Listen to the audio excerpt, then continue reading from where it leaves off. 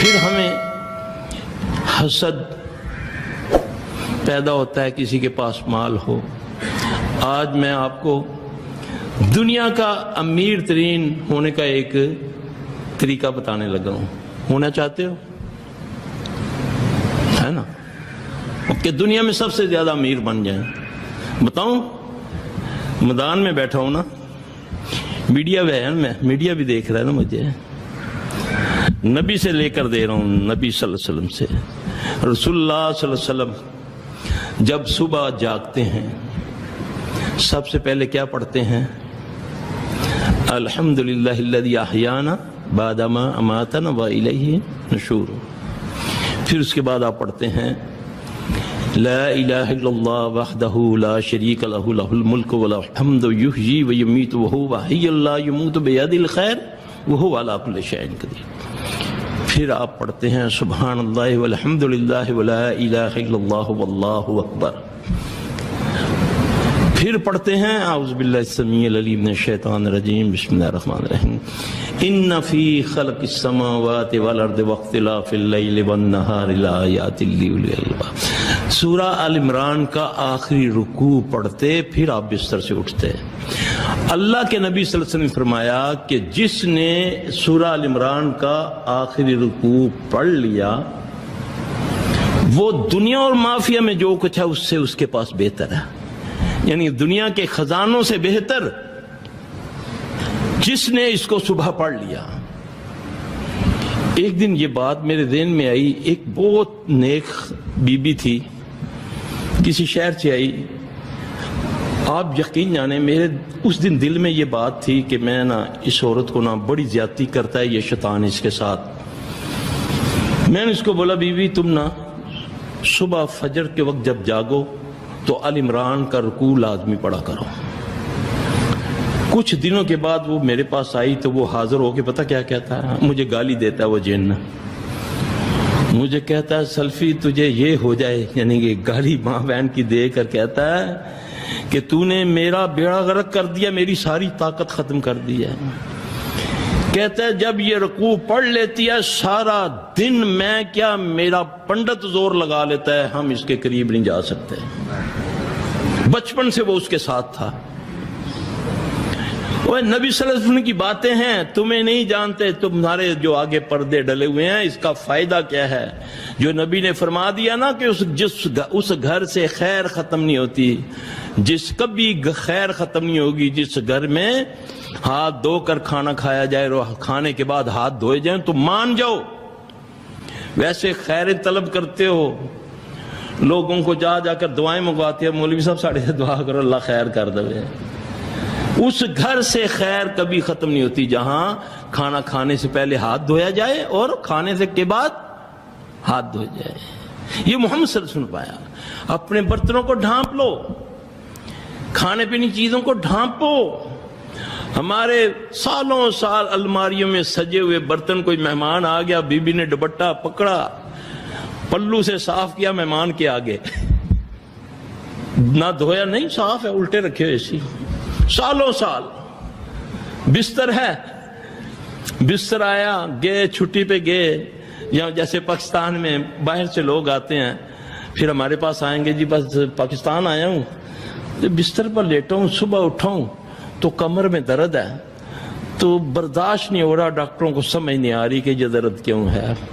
جب اس درد کو پوچھا کھوتیا کیوں ہونا ہے, مجھے سمجھ آتی ہے نا, میں دردوں سے باتیں کر لیتا ہوں نا, تو کہتا ہے اس پر میں بیڈ میں رہتا تھا, یہ آیا ہے, میں سویا ہوا تھا, یہ میرے اوپر آ کر لیٹا تو میں نے پھر اس کو درد پہنچا دیا. یعنی کہ آپ نے فرمایا بستروں کو جھاڑا کرو, فرمایا نا کہ جب بستر پر جایا کرو تو کیا کرا کرو, ہاتھ مار لیا کرو. یہ رسول اللہ صلی اللہ علیہ وسلم نے فرمایا. ہم آتے ہیں انگڑائی لی کر کے منہ کھولا, منہ سے بھی اندر کمر سے بھی اندر, بیماری لگ گئی. محمد صلی اللہ علیہ وسلم کے طریقے ہیں, یہ تمہیں بچانے کے لیے آئے ہیں, بچانے کے لیے رسول اللہ صلی اللہ علیہ وسلم آئے ہیں. آؤ فالو کرو اس کو, تمہاری ساری مصیبتیں دور ہو جائیں گی. امیر ہونا چاہتے ہو, آل عمران کا آخری رکوع پڑھ لیا کرو صبح فجر کے وقت. پھر دیکھو اس کے فائدے کیا ہیں. جب آپ نے فرمایا کہ جو دنیا میں ہے دنیا میں جو اس کے اندر جو کچھ ہے اس سے بہتر ہے جس نے اس رکوع کو پڑھ لیا. وہ فائدے کیا ہیں کہ جنات شیاطین تمہاری یہ ہوا سے بھاگیں گے, تمہاری خوشبو سے بھاگیں گے. ویسے بھگا کے دکھاؤ نا. لوگ کہتے ہیں نا جی گھر میں سورہ بقرہ پڑھی جائے, حق ہے, اللہ کے نبی نے فرمایا جس گھر میں سورہ بقرہ پڑھی جاتی ہے وہاں شیاطین کا دخول نہیں ہوتا. لوگ کہتے ہیں صرف سب 5 بچے ہیں, 5 پڑھتے ہیں سورہ بقرہ, ہم 5 کے 5 پڑھتے ہیں, پھر بھی آگ لگ رہی ہے, پھر بھی کپڑے کٹ رہے ہیں, پھر بھی یہ ہو رہا ہے, یہ ہو رہا ہے. میں نے بولا اپنے رزق کو دیکھ لو یار, اپنے معاملات دیکھ لو, کوئی بہن بھائی کا کوئی مال تو نہیں کھا لیا, کسی بہن کا حصہ تو نہیں کھا لیا ہوا, دیکھو تو صحیح نا, کہیں نہیں. اللہ کے نبی کی بات تو غلط ہو ہی نہیں سکتی نا. میں بقرہ تو دور کی بات ہے, آپ صلی اللہ علیہ وسلم نے فرمایا جو سونے سے پہلے بقرہ کی آخری 2 آیتیں پڑھ لے تو شیاطین سے وہ علاقہ ہی محفوظ ہو جاتا ہے. تو میرے بھائی یہ ساری چیزیں بتانے کا مقصد یہ ہے کہ آؤ سنتوں کے اوپر آ جاؤ. یہ تمہیں نکالنے کے لیے آئے ہیں رسول اللہ صلی اللہ علیہ وسلم ان مصیبتوں سے. اور آج سب سے زیادہ جو مصیبت زدہ امت ہے تو وہ صرف محمد صلی اللہ علیہ وسلم کی امت ہے. چاہے افریقہ ہے, چاہے یورپ ہے, چاہے ایشیا ہے, چاہے کچھ اور ہے, جہاں مسلمان اذیت میں ہے اسی وجہ یہ ہے کہ اس نے اپنے اصل کو چھوڑ دیا. اللہ تعالیٰ مجھے اور آپ کو عمل کی توفیق عطا فرمائے. اللہ کے دین کے ساتھ نہ کرو. واللہ قرآن سورہ مدثر میں اللہ کہتا ہے ایسے لوگوں کی کوئی شفاعت بھی کرے گا. شفاعت کس نے کرنی ہے؟ سب سے بڑی, سب سے پہلے بڑی شفاعت کرنی محمد صلی اللہ علیہ وسلم نے. یہاں اللہ فرماتا ہے جو دین کی باتوں کا مذاق اڑاتے ہیں, کوئی شفاعت کرنے والا بھی شفاعت کرے اس کے کام نہیں آئے گی. شعار اسلام کا مذاق اڑاتے ہو, جہاں تمہارا دل کرتا ہے اللہ ہمیں معاف کرے. اللہ تعالیٰ بھائی میرے بھائی اللہ آپ کو صحت دے. بس آپ نے کثرت سے پڑھنا لا الہ الا انت سبحانک. کوئی ٹھنڈا گرم نہیں ہے, ہر اللہ کا ذکر رحمت, لیکن مسنون ہونا چاہیے. کل انشاءاللہ کتنے بجے تک آؤ؟ کل صبح آپ آئیں گے نا, وہ بچے کام کریں گے آپ کا. پھر آپ 9 بجے آئیں گے نا تو آپ کو 10:30 تک آپ فارغ کر دیں گے, پھر آپ مسجد میں آ جائیے گا گھر سے ہو کے, ٹھیک ہے نا. پھر گھر چلے جائیے گا. پھر اللہ آپ کو شفا دے جی, لا باس طہورن انشاءاللہ.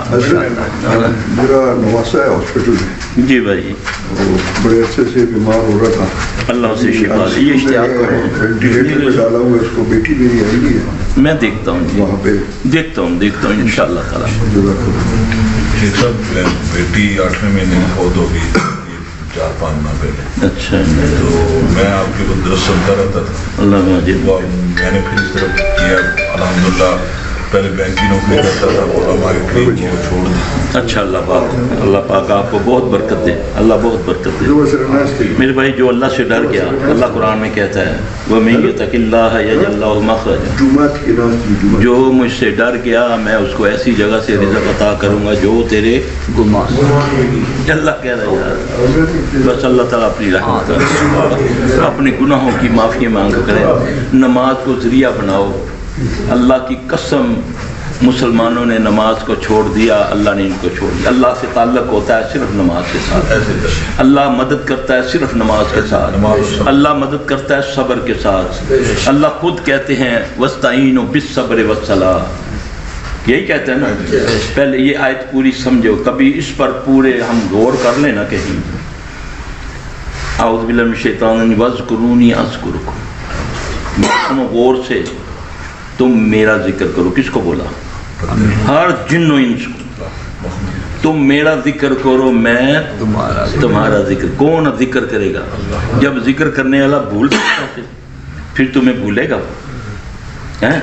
وہ نہیں بھولتا, اس کے سامنے تو ایک ایک ذرہ بھی ہے, مگر سمجھانے کے لیے, کیونکہ میری ناقص عقل ہے نا, مجھے سمجھانے کے لیے وَاذْكُرُونِي أَذْكُرُكُمْ وَاشْكُرُونِي وَلَا تَكْفُرُونِ.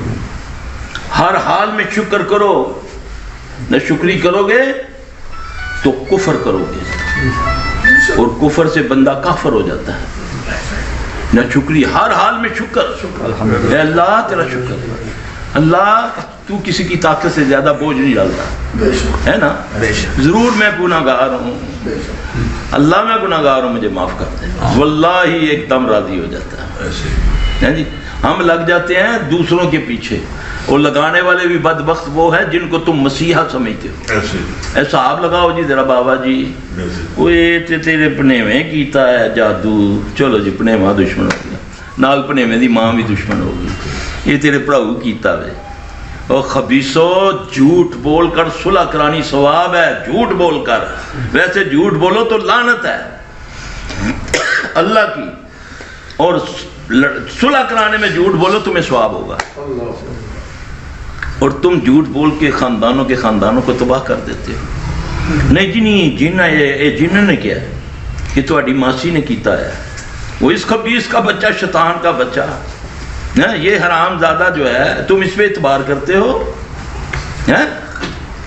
نہیں جی اس آخیا جاؤ فلاں جگہ تو کو تویز حسن اساں تکیا جی صدوق کھولیا، اس تویز جو اس دسیا، یہ غیب جانتے، یہ اسی حرام زادے نے سب کچھ کیا ہوا ہے. اگر غیب جانتے ہوتے تو پھر تو سلیمان علیہ السلام تو کب کے فوت ہو گئے ہوئے تھے، آسا کے ساتھ ٹیک لگائے اور جن کرتے رہے، بیت المقدس بناتے رہے نا، پتہ چلا ان کو. اس سے بڑی میں کیا دلیل دوں تمہیں یار. غیب صرف میرے رب کو ہے، جس کو نبی پر آتی ہے وہی پھر پتہ چلتا ہے. تو جو تمہیں کوئی جادوگر ہوتا ہے، کوئی شعبدے باز ہوتا ہے، یا کوئی کاہن ہوتا ہے، کاہن جو ہوتے ہیں یہ جنات کے ساتھ، ان سے پوچھ لیتے ہیں. بات کہتے ہیں نا، میں راتی تک کیا تو یہ کرنا پیا سا ہے نا، یہیں کیتا ہی نا، وہ کیتا ہے، اس نے بتایا اس کے شیطان نے، کیونکہ وہ اس کے ساتھ ہے. سمجھو اس چیز کو کہ نبی صلی اللہ علیہ وسلم پر تو وہی آئے تو پتہ چلے. اس بدبخت کو مجھے دیکھ کے مجھے سب کچھ بتا دیا اس نے. یہ کیا ہے؟ اوے ظالموں، اوے تمہیں پاگل کر دیا ان پاگلوں نے. انہیں پتہ ہے یہ گائیں ہیں، گائیں. سیاستدان ہے وہ تمہارے دل میں وسوسہ ڈال رہا ہے جی، علماء سو ہیں وہ تمہارے دلوں میں وسوسے ڈال کر انتشار شرک و بدعت کے تمہارے لیے عبادت بنا دیا ہے جی. تم جھکتے ہو انسانوں کے آگے، قبروں کے طواف کرتے ہو. جو اللہ جس کے لیے سزاوار تھا تم اس کے لیے انسانوں کو بنا لیا. یہ نہیں کہ یہ ہے کون، نہیں جی سرکار کچھ ہے، یہ کچھ کر دیں جی. ظاہر شیطان اس کی بات مارتا ہے، تمہیں دکھائے گا یہ کرتا ہے. اللہ نہیں کر سکتا. سبحانک اللہ. وہاں بیٹھتے ہیں وہ سرگودا میں 95 چاکی اسلام آباد پہ پیر جاتا تھا نا، وہ میرے بھائی صاحب یہاں جتنے بندے اتنے مروائے 9-10 بار. وہ اللہ محفوظ رکھے میرے بھائی. ایک کا لڑ جو اس نے طریقہ بتانا ہے، بس کرونی اذکرکم یا ایھا الذین آمنوا استعینوا بالصبر والصلاۃ، یہ اللہ کہہ رہا ہے. آؤ نہ مسجدیں آباد کرو، نہ اٹھو نہ صبح فجر کے وقت، دیکھو رزق کیسے ملتا ہے، بیماریاں کیسے دور ہوتی ہیں. اس وقت سوئے ہوتے ہو، ساری رات جاگتے ہیں ہم. اللہ اکبر کبیرہ. اللہ ہمیں معاف کرے. نماز کو اس طرح پڑھو جیسے نبی صلی اللہ علیہ وسلم نے فرمایا. آپ یقین جانیں یہ جو لوگ آدھا سجدہ، نبی صلی اللہ علیہ وسلم جب سجدے سے اٹھتے یہاں تک بیٹھتے کہ آپ کی کمر کا جو کپڑا ہے اس کا سروٹ نکلتی، پھر آپ دوسرا سجدہ کرتے. نبی صلی اللہ علیہ وسلم نے فرمایا صلو علیہ کما صلو علیہ اعوذ باللہ من الشیطان الرجیم صلو علیہ اعوذ باللہ من الشیطان. نماز اس طرح پڑھو جس طرح مجھے دیکھتے ہو. ہاں اب مجھے یہ بتائیں کہ آپ صلی اللہ علیہ وسلم 2 سجدے کے درمیان دعا پڑھتے ہیں، پھر دوسرا سجدہ کرتے ہیں. کبھی دعا پر غور کیا؟ جو چاہتا ہوں وہ کہا ہے کہ اس سمے، کیونکہ سب سے زیادہ قریب بندہ کب ہوتا ہے؟ سجدے میں. نماز میں سب سے زیادہ قریب کب ہوتا ہے اللہ کے؟ جب سجدے میں. اللہ کہتا ہے، نبی صلی اللہ علیہ وسلم آپ پڑھا کرتے اللہم اغفر لی، اے اللہ میری مغفرت کر. آمین. اللہم اغفر لی ورحمنی، مجھ پر رحم فرما. میں تو ڈھنوں ڈن، آدھی کمر جھکی ہوئی ہے، ابھی اٹھا ہی نہیں ہے، پھر دوسرا سجدہ. اللہ کی قسم نبی صلی اللہ علیہ وسلم نے فرمایا کووں کی طرح ٹھونگے نہ مارو. آپ نے فرمایا ایسی نماز تمہارے منہ پر لپیٹ کر، گندے کپڑے میں، عورت کا حیض کے کپڑے کا نام ہے، لپیٹ کر تیرے قد سے اوپر ہونے سے پہلے تیرے منہ پر مار دی جاتی ہے. اور وہ نماز بد دعا کرتی ہے، اللہ جس طرح اس نے مجھے برباد کیا تو اس کو برباد کر. یہ کیسے ہو سکتا ہے میں نماز بھی پڑھوں اور میرے معاملات بھی الٹ جائیں؟ اللہ کہتا ہے اِنَّ الصَّلَاةَ تَنْهَىٰ عَنِ الْفَحْشَاءِ وَالْمُنکَرِ، بے شک نماز بے حیائی اور برے کاموں سے روکتی ہے۔ نماز بھی پڑھتا ہوں، فلمیں بھی دیکھتا ہوں، گانے بھی سنتا ہوں، غیبتیں بھی کرتا ہوں، چوری بھی کرتا ہوں، تو میں اللہ کی بات مانوں یا اپنے دل کی بات؟ اللہ کہتا ہے بے شک، اِنَّا لفظ اِنَّا ہے، اس میں کوئی شک نہیں کہ نماز بے حیائی برے کاموں سے روکتی ہے۔ میں 50 سال 60 سال سے نماز بھی پڑھوں، پھر بھی میں وہی کا وہی ہوں۔ اپنے عمل کو دیکھنا کہ میرا عمل قبول کیسے ہوا ہے کہ نہیں۔ اپنے معاملات کو دیکھو، عمرہ کیا، حج کیا، اس کے بعد اگر میری زندگی میں چینج آ گیا، اگر میں نے جھوٹ بولنا چھوڑ دیا، دکان پر 2 نمبری کرنی چھوڑ دی، لوگوں کو دھوکہ چھوڑ دیا، غیبتیں چھوڑ دی، سمجھو کہ تیرا حج عمرہ قبول ہے۔ اگر وہی تیری عادت ہے تو سمجھ تو پیسے لگا کر آیا، تیرے پیسے سارے برباد ہو گئے، نہ تجھے عرفات میں کچھ ملا، نہ تجھے منی میں کچھ ملا، اور نہ ہی مزدلفہ میں ملا، نہ ہی حرم میں ملا، نہ صحیح میں ملا۔ اللہ اکبر کبیرہ۔ یہ ہے آج دیکھو کیا حال ہے اپنا، مسلمانوں کا دیکھو حال، عرب و عجم کو دیکھو، ذلت ان کا مقدر بن گئی۔